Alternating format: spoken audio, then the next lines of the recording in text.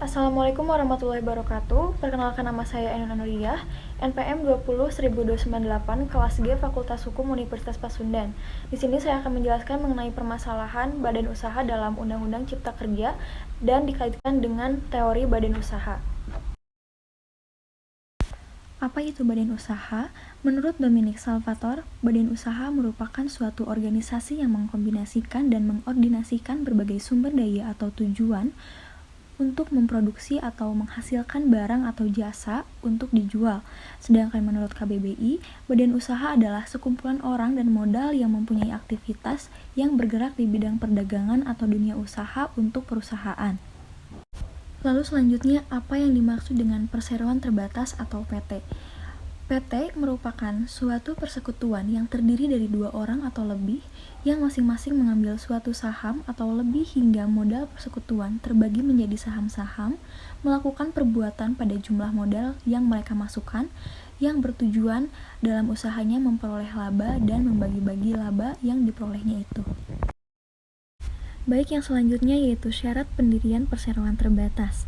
Menurut pasal 7 ayat 1 Undang-Undang Perseroan Terbatas, perseroan didirikan oleh dua orang atau lebih dengan akte notaris yang dibuat dalam bahasa Indonesia.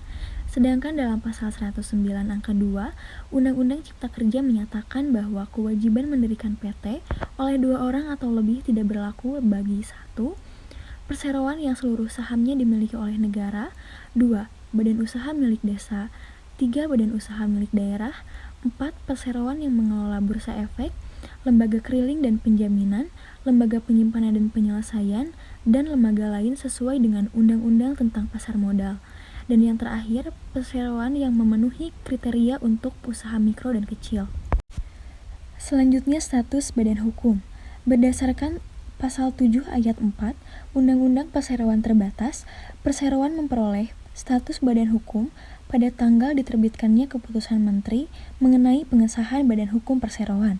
Sedangkan berdasarkan pasal 109 angka 2 Undang-Undang Cipta Kerja, perseroan memperoleh status badan hukum setelah didaftarkan kepada Menteri dan mendapatkan bukti pendaftarannya. Lalu yang terakhir yaitu hasil analisis dari kedua permasalahan tersebut. Yang pertama, melihat perbedaan kedua pasal dalam syarat pendirian perseroan terbatas atau PT, jika kita melihat definisi dari PT itu sendiri, yaitu suatu persekutuan yang terdiri dari dua orang atau lebih, yang masing-masing mengambil suatu saham atau lebih, hingga modal persekutuan terbagi menjadi saham-saham, melakukan perbuatan hukum di bawah satu nama dengan tanggung jawab terbatas pada jumlah modal yang mereka masukkan, bertujuan dalam usahanya memperoleh laba dan membagi-bagi laba yang diperolehnya itu. Jika kita melihat dari definisi tersebut, maka sudah jelas pasal dalam Undang-Undang Cipta Kerja sangat bertentangan dengan definisi PT itu sendiri. Lalu yang kedua, sebenarnya dengan adanya ketentuan baru dalam Undang-Undang Cipta Kerja mengenai status badan hukum itu sangat memudahkan bagi pengusaha-pengusaha kecil yang akan memulai usahanya. Selain itu juga terdapat kemudahan dalam bentuk badan hukum baru berupa perseroan perorangan dengan tanggung jawab terbatas di mana pelaku usaha bisa mendirikan PT tanpa memerlukan akta notaris. Namun, dengan ditiadakannya unsur notaris dalam pengajuan perseroan perorangan dinilai akan membuat pelaku usaha tidak dapat ajaran hukum atau petunjuk hukum pada saat menjalankan usahanya tersebut. Pada saat pelaku usaha melakukan usaha PT UMK dengan tidak berbasis dari pendapat hukum, maka dikhawatirkan akan terjadi akibat-akibat hukum pada pihak yang bersangkutan.